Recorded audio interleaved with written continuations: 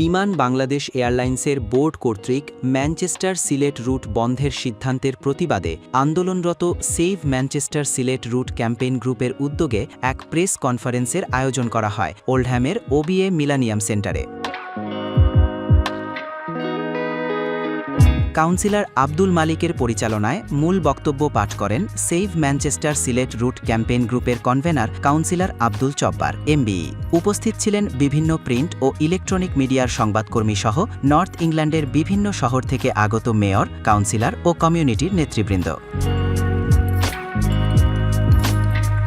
Councillor Abdul Jabbar তার লিখিত বক্তব্যে বলেন, ধারাবাহিক রাজনৈতিক, গণমাধ্যম ও কমিউনিটি চাপের ফলস্বরূপ বিমান বাংলাদেশ এয়ারলাইন্স ৬ জানুয়ারি ঘোষণা দেয় যে তারা ম্যানচেস্টার সিলেট রুট বাতিলের সিদ্ধান্ত ১ ফেব্রুয়ারির পরিবর্তে ১ মার্চ ২০২৬ পর্যন্ত স্থগিত করেছে, যা গুরুত্বপূর্ণভাবে ১২ ফেব্রুয়ারি ২০২৬-এর সাধারণ নির্বাচনের পর।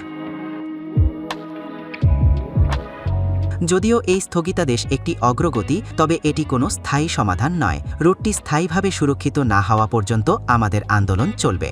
আমরা ম্যানচেস্টার সিলেট রুট সেভ করার জন্য আমরা যে ক্যাম্পেইনটা চালাইয়ে যাইতেছি, আপনারা প্লিজ এটাতে আমাদেরকে সহযোগিতা করবেন।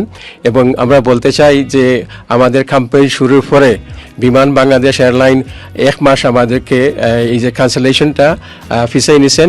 এখন তারা বলতেছেন যে মার্চের 1 তারিখ থেকে। এটা কিন্তু আমরা খুশি নয়। আমাদের সম্পূর্ণ দাবি আমরা পূরণ করতে চাই, যেমন ম্যানচেস্টার সিলেটের রুটটা আমরা চাই পার্মানেন্ট হইতো, এবং ওসমানী ইন্টারন্যাশনাল এয়ারপোর্ট আমরা পূর্ণভাবে ইন্টারন্যাশনাল এয়ারপোর্ট দেখতে চাই। ধন্যবাদ।